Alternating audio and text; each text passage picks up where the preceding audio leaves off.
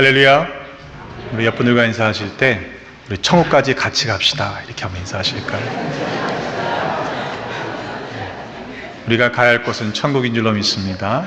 우리 한 분도 나고자 되지 말고 우리 그 길에 동참하고 또 그 길을 달려가셔서 마침내 천국에서 만나는 은혜를 누리시기를 주님의 이름으로 축복합니다.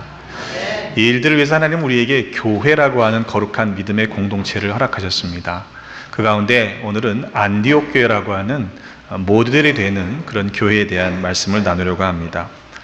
안디옥 교회는 수식어 가운데 최초라고 붙는 그런 수식어가 많이 붙는 교회입니다. 헬라인에게 최초로 복음을 전했던 교회이지요.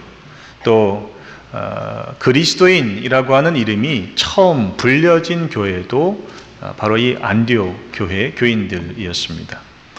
바나바가 예루살렘 교회로부터 파송을 받아서 첫 목회를 했던 곳도 바로 이 안디옥 교회였고, 바나바가 교회가 부흥할 때 자기 혼자 감당할 수가 없으니까 사울을 데리고 와서 1년간 말씀을 함께 가르쳤죠. 큰 흉년이 들었을 때에 예루살렘 교회를 먼저 도왔던 것도 바로 이 안디옥 교회였습니다.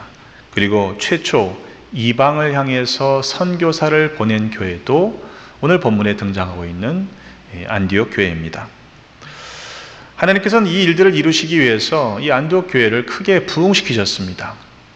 하나님께서 일하시는 방법은 여러 가지가 있지만 그러나 하나님의 사람들을 택하여서 사람들을 통해서 일하시는 것을 보게 됩니다. 우리 교회가 부흥하고 있다고 하는 것은 감사한 일인데 성장하고 부흥하는 것 그 자체가 목적이 될 수 없음을 여러분 기억하시기를 바랍니다.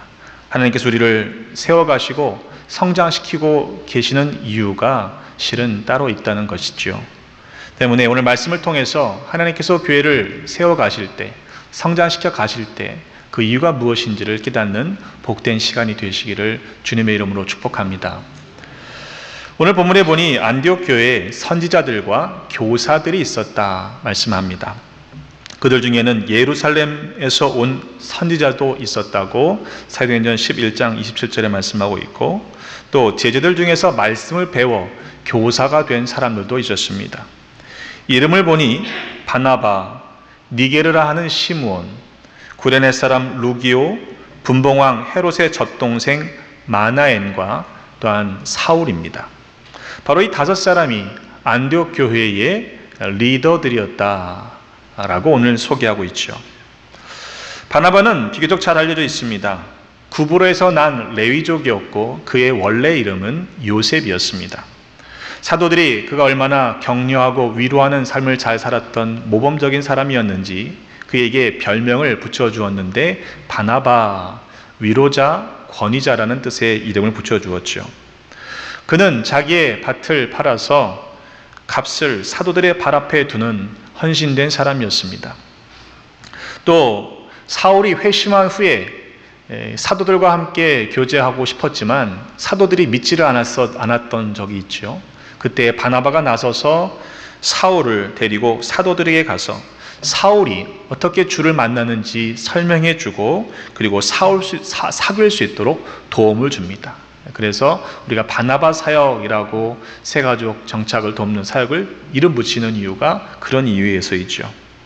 또 사도행전 11장 22절 25절의 말씀에 보면 바나바를 소개할 때 바나바는 착한 사람이요 성령과 믿음이 충만한 사람이었기 때문에 큰 무리가 죽게 더해지는 그런 부흥을 일으키는 그런 도구로 사용되었다는 사실을 성경은 전해주고 있습니다.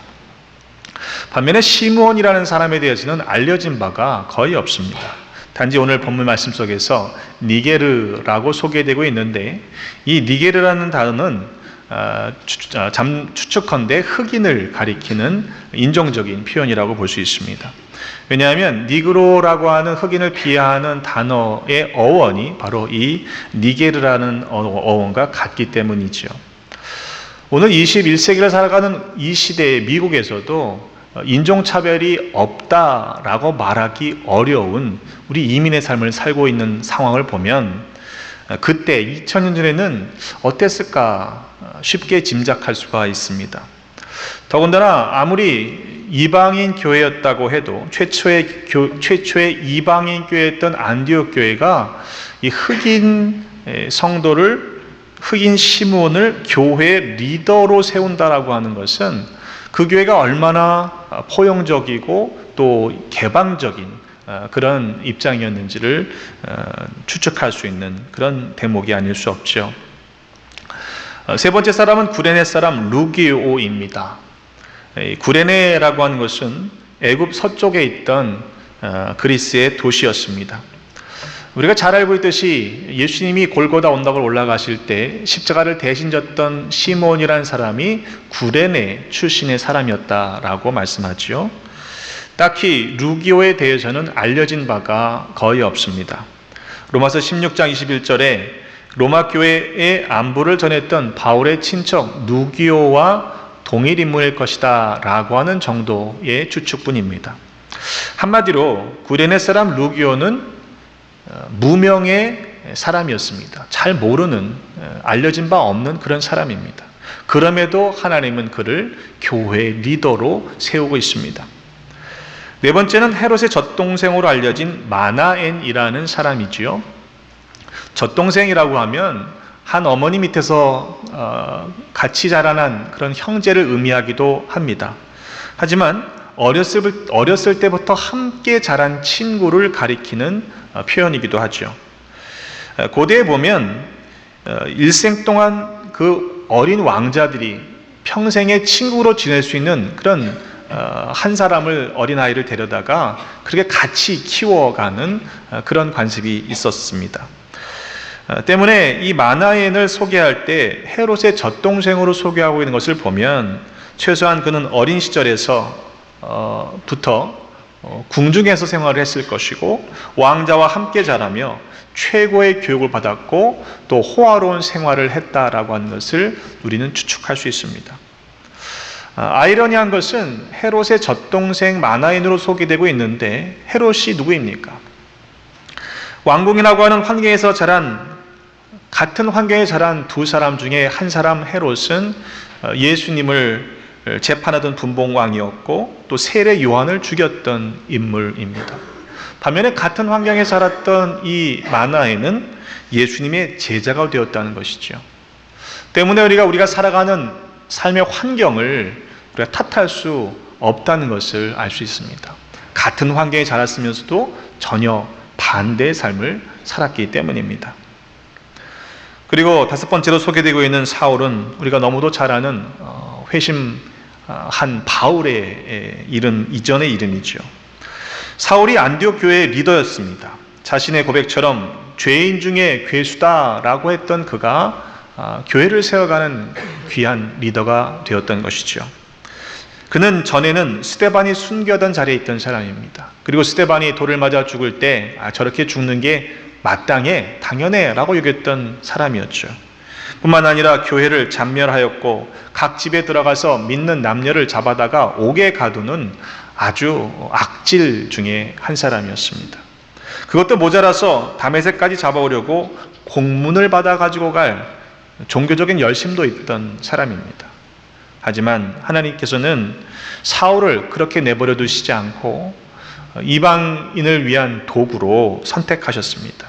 그래서 주님께서는 다메섹 도상에서 그를 만나 주셨고 그를 변화시켜 주셨죠.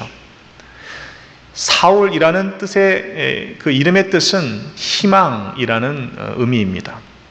그런데 오늘 본문 이후로 보면 이 사울이라는 이름이 더 이상 쓰여지지 않고 바울이라는 이름으로 바뀌어서 불려지고 있는 것을 보게 됩니다. 바울이라는 뜻은 작은 자라는 의미입니다. 그런데 이 작다라는 원어를 보면 그 단어는 단념하다, 포기하다라는 그 단어에서 파생된 이름이 이 바울입니다. 전에는 스스로 희망을 찾고 스스로를 희망이라 불렀던 사람이었지만 주님을 만나고 난 이후에 이제는 자기의 가졌던 그 모든 것들을 단념하고 하나님 앞에서 작은 자로 살아가는 결단이 있었던 인물이 바울입니다. 그런데 이 5명의 사람들을 여러분 살펴보시면 공통점이 실은 거의 없어요. 무척 다양한 배경의 백그라운드를 가지고 있는 사람들입니다. 너무도 차이가 많은 사람들을 한 교회 안에 불러 모아 주시고 하나님께서는 교회의 리더로 세우시고 교회를 부흥시키는 도구로 사용하셨다라는 것을 오늘 발견하게 됩니다. 이런 일들이 어떻게 가능합니까? 우리들이 노력해서는 될 수 없는 일들이죠. 바로 중요한 열쇠는 성령님이십니다. 성령님께서 역사하시는 교회요, 그들 모두가 성령님의 인도하심에 순종하는 리더들이었기 때문에 그처럼 다양하고 또 서로 다른 사람들이었지만 몸된 교회를 하나 되게 하시고 또 세워가는데 그들을 사용하셨던 것입니다. 그들에게 공통점이 있었다면 주를 섬겨 금식하던 사람들이었다라는 것입니다. 섬기다라는 번역을 다른 성경을 보니까 예배드리다라는 단어로 동일하게 사용합니다. 그들 모두가 주님께 예배를 드리고 금식하고 있었습니다. 그때 성령께서 그들에게 말씀하셨던 것이지요. 예배를 가리키는 영어의 단어는 service라는 단어를 사용하기도 하는데 우리가 종종 착각하는 것은 우리가 하나님을 serve하는 거지 마치 예배에 나오면 찬양되던 누군가가 우리를 만족시키는 그런 소비자적인 생각으로 신앙생활을 하는 분들이 이 시대에 적지 않다는 것을 우리는 경계해야 할 것입니다. 예배가 곧 섬김인 것이죠. 우리가 참된 예배자가 되기 이전에 열심히 일만 하면 문제가 생기게 됩니다. 여러분, 예배보다 다른 그 어떤 것도 우선되지 말아야 합니다. 여러 성도님들이 다른 것도 물론 필요하지만 예배보다 먼저 앞서지 않도록 예배를 가장 우선에 두시는 그런 예배자가 되시기를 주님의 이름으로 부탁을 드립니다. 주님께 드려지는 예배가 결국 섬김으로 이어지는 것입니다. 그렇게 될 때 그 섬김을 통해서 하나님께서 원하시는 일들이 성령의 열매가 우리의 삶에서 맺혀지게 되는 것이죠. 그렇게 그들은 먼저 주님께 예배드리고 금식하였기 때문에 성령께서 말씀하실 때 들을 수 있었던 것입니다. 주를 섬기고 금식하는 이유가 바로 그것입니다. 모두가 성령님의 말씀을 들으려고 귀를 쫑긋 세우고 집중하고 있었기 때문인 것입니다. 하나님께서는 사람들을 통해서 일하십니다. 하지만 사람을 그 중심에 놓지는 않으십니다. 바나바가 내가 예루살렘 교회로부터 공식적으로 파송받은 목회자이니 내 말을 들어야 한다라고 고집부리지 않았습니다. 사울이 내가 다른 모든 사람들보다 더 뛰어난 능력을 가지고 있으니 내 말을 들어야 된다라고 주장하지 않았습니다. 등장하는 5사람 모두는 선지자요 교사라고 소개되고 있습니다. 그 말은 능력이 비슷했을 것이다라는 이야기겠죠. 모두 버금가는 능력이 있었겠지만 그러나 그 누구 하나도 자기를 내세우거나 드러내려고 하지 않았습니다. 한 사람 중심으로 교회를 섬기지 않았다는 이야기입니다. 왜냐하면 그들 모두가 금식하는 예배자였고 한 분 성령께서 주시는 한 마음, 같은 생각을 품고 교회를 섬겼기 때문입니다. 바라기는 우리 교회 모든 성도님들이 또한 리더들이 성령님께 집중함으로 말미암아 한 성령께서 주시는 같은 마음, 한 생각으로 몸된 교회를 섬겨가는 은혜를 누리시기를 주님의 이름으로 축복합니다. 그들이 성령의 소리를 듣습니다. 뭐라고 말씀하십니까? 내가 불러 시키는 일을 위하여 바나바와 사울을 따로 세우라 라는 것입니다. 이에 그들은 금식하며 기도하고 2사람에게 안수하여 보냈습니다. 다른 나머지 사람들이요, 왜 하필 그 2사람만 보냅니까? 따지지 않았어요. 그나나나 다 같은 선지자고 교사인데 누구는 가라고 하고 누구는 가지 말라는 법이 있냐? 라고 시샘하지 않았습니다. 만약 그렇게 했다면 이 2사람의 파송은 불가능했을 것입니다. 교회의 실질적인 어려움은 바나바와 사울이 안디옥 교회에 매우 비중 있는 리더의 역할을 감당했던 목회자였기 때문에 그들을 보내라 하시는 성령의 음성을 듣고 실은 보내는 것이 쉽지 않았을 것입니다. 그래서 그들은 금식하며 기도했던 것이죠. 그 금식하며 기도할 때에 그래, 성령께서 말씀하실 때에는 그렇게 말씀하시는 이유가 있겠지라고 하는 그 말씀에 순종하고 결국 가장 우선된 것은 다른 모든 것보다 말씀을 따라 그들을 보내는 것이다라는 사실을 깨닫게 됩니다. 그리고는 안디옥 교회를 부흥시켰던 두 명의 리더인 바나바와 사울을 파송하고 있습니다. 그것이 금식하며 기도하는 사람들의 모습인 것입니다. 바나바와 사울에게 안서여 보낼 때 보내리라라는 동사를 사용하고 있는데 이것은 놓아주다, 풀어주다라는 뜻을 가지고 있는 단어입니다. 붙잡지 않았다는 것입니다. 보내려면은요, 놓아주고 풀어줘야 갈 수 있잖아요. 먼저 놓아줘야 하는 것입니다. 대부분의 교회가 좋은 성도들을 만나고 일꾼들을 만나면 이렇게 놓아서 보내주는 걸 아까워합니다. 저도 그런 마음이 있죠. 기왕이면 오래 같이 신앙생활하면 좋겠는데 놓아주고 풀어주는 게 쉬운 일은 아니죠. 그런데 안디옥 교회는 가장 최고의 리더들을 놓아주고 풀어주고 있는 것입니다. 저는 만남을 신비라고 생각하고 만날 때마다 하나님께서 어떤 일들을 계획하고 계시는지 기대가 됩니다. 동시에 저는 헤어짐도 좀 자유로운 편이에요.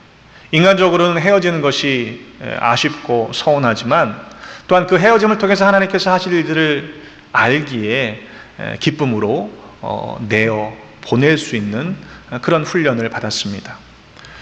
그것은 군목 시절에 깨닫게 된 일입니다. 정말 열심히 뛰었어요. 일주일에 3,000명 병력을 한 번씩 만날 정도로 잠도 안 자고 그렇게 돌아다녔습니다.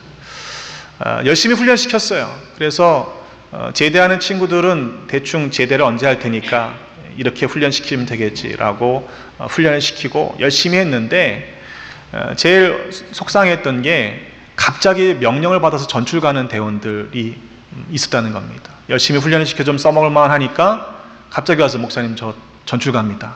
얼마나 속상한지요. 제가 하나님께 불평을 했습니다. 하나님, 이게 뭡니까? 이렇게 좀 쓸 만큼 키워놓으면 떠나고 키워놓으면 떠나고 이게 무슨 목회가 이렇습니까? 라고 제가 투정을 했더니 그때 하나님께 제게 주신 마음이 이런 마음입니다. 야, 이게 네 목회냐? 내 목회지. 저는 그 음성을 듣고 난 이후에 그럼 제가 무엇을 해야 합니까? 라고 하는 명확한 하나님의 보내심에 대한 그 사명을 깨닫게 되었습니다. 하나님의 목회라고 하는 관점으로 보면 그가 여기 있든지 거기 있든지 실은 별반 차이가 없는 것이죠. 그 후에는 제가 기쁜 마음으로 파송하면서 그 짧은 기간 안에 함께했던 시간 속에서 그들이 예수를 만나고 또 그리스도로 영접하고 또 주의 일꾼으로 훈련받아서 세상 속에서 그 역할을 감당하도록 파송하는 그런 개념으로 그들을 보냈고 또 그렇게 하는 것이 제가 목사로서 해야 할 사명이라는 사실을 깨달았기에 기쁨으로 내어 보내줄 수 있었습니다. 아마도 안디옥 교회는 그런 마음이었지 싶습니다. 두 사람은 안디옥 교회의 파송을 받고 있죠. 그러나 성경을 우리가 정확하게 읽으면 그들은 성령님의 보내심을 받아 떠났다라고 말씀하고 있습니다. 안디옥 교회는 바나바와 사울을 붙잡아 주지 않고 풀어주었습니다. 성령께서는 두 사람을 당신의 도구로 보내셨다라고 성경은 말씀합니다. 금식하며 기도하는 이유가 내가 원하는 대로 주님 붙잡아 두겠습니다 내지는 내가 하는 기도의 제목들이 응답받기를 위해서 금식하며 기도했던 것이 아니라 금식하며 기도함으로 성령님의 뜻에 순종하기를 결단했던 것이죠. 그러한 교회였기 때문에 최초의 선교사를 보낼 수 있었던 것입니다. 엄밀하게 말하면 교회가 파송하는 것이 아닙니다. 정확하게 말하면 성령 하나님께서 보내시는 것입니다. 그저 교회는 금식하며 기도하고 안수하여 놓아주는 후원자일 뿐이지요. 보내시는 분, 보내시는 주체가 하나님이시라는 사실을 여러분 한순간도 잊지 마시기를 바랍니다. 두 사람은 성령의 보내심을 받아 실루기아에 내려가 거기서 배를 타고 구브로에 가서 섬 살라미에 이르러 하나님의 말씀을 유대인의 여러 회당에서 전했습니다. 그리고 거기서 머물지 않고 섬 가운데로 지나서 바보에 이르게 됩니다. 그들은 성령께서 떠나라 하실 때 떠났고 또 멈추라 하실 때 멈췄던 것이죠. 성령님의 인도하심을 따라갔기 때문에 그들의 선교의 여정이 계속되었다는 것을 우리는 알게 됩니다. 첫 선교지가 구브로의 섬이었다는 것은 시사하는 바가 많습니다. 그곳이 바나바의 고향이었잖아요. 그가 난 곳으로 먼저 가서 복음을 전했다고 하는 것은 우리가 복음을 어디에 먼저 선포해야 되는지에 대한 대상이 누구인지 잘 가르쳐 주는 대목입니다. 성령께서 보내실 때에 어디로 가야 하는지 다 알려주시지 않습니다. 누구를 만나게 될런지, 어떤 일이 기다리고 있는지 확실한 것이 하나도 없습니다. 그러나 분명한 것은 성령님의 보내심을 받아 순종하며 나아가는 자들에게는 하나님께서 역사하시는 은혜를 경험하게 된다는 사실입니다. 화려했던 항구 도시 실루기아에서 구브로를 향해 떠나는 그 배를 타려는 바나바와 사울을 사람들은 주목하지 않았을 것입니다. 또 구브로라는 곳은 비너스 여신을 숭배하던 타락이 극심했던 곳인데 그곳에서의 바나바와 사울의 행색은 아무 사람들의 시선을 끌 수 있던 행색은 아니었을 것입니다. 그러나 성령의 보내심을 받아 순종하여 그 길을 떠났기에 그들의 여정은 최초의 선교로 우리에게 기억되고 있는 것이죠.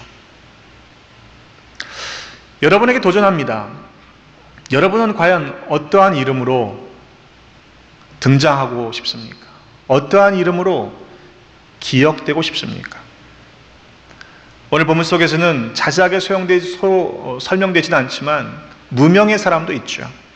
그러나 그들 모두가 참된 예배자로 섬기며 금식하며 기도하며 성령의 말씀을 듣고 보내심을 받아 순종했기에 안디옥 교회처럼 그렇게 아름다운 모습으로 후대에 기억되고 있는 것을 우리는 잊지 말아야 합니다. 어떤 이름으로 기록될 것인지, 어떤 이름으로 그 역사 가운데, 하나님의 역사 가운데 등장할 것인지는 결국 우리 자신의 몫입니다. 중국 선교의 개척자라고 알려진 허드슨 테일러라는 선교사가 고국에 돌아와서 중국 선교를 희망하는 선교사, 예비 선교사들을 교육할 때 일입니다. 그들을 향해서 질문합니다. 여러분은 무엇 때문에 중국에 가려고 합니까? 그때 어떤 사람은 멸망으로 치닫고 있는 저 중국 사람들의 영혼을 구원하기 위해서 갑니다. 또 중국에 있는 어떤 사람 대답하기를 중국에 있는 이 모든 문제들은 결국 복음밖에는 해결할 수 없기 때문에 중국을 변화시키기 위해서 갑니다. 이렇게 웅장한 포부들을 대답합니다. 테일러는 대답하기를 당신들의 대답이 틀린 것은 아니지만 그것만 가지고 가다 보면 혹시라도 어려움을 당할 때 선교지에서 쉽게 좌절하고 포기하게 될 수도 있습니다. 그렇게 이야기를 했습니다. 그때 다른 사람이 질문합니다. 그러면 당신은 어떤 동기로 중국 선교사로 헌신하기로 결정했습니까? 그때 테일러는 이렇게 대답합니다. 내게 있어서 동기는 오직 하나밖에 없습니다. 그것은 그들을 사랑하기 때문입니다. 주님을 사랑하는 사람은 그 뜻대로 행할 수밖에 없습니다. 하나님을 사랑하는 사람은 이웃을 사랑할 수밖에 없습니다. 하나님을 사랑하면 그 말씀에 귀를 기울이게 되고 하나님을 사랑하면 성령께서 보내시는 대로 순종하여 그 길을 나아갈 수 있는 것이지요. 보내시는 대로 순종하며 나아가면 비록 그 길이 이름도 없이 빛도 없이 걸어가야 하는 길일런지는 모르지만, 험난한 길일지 모르지만 그 길을 동행하시는 주님을 경험하게 하실 줄로 믿습니다.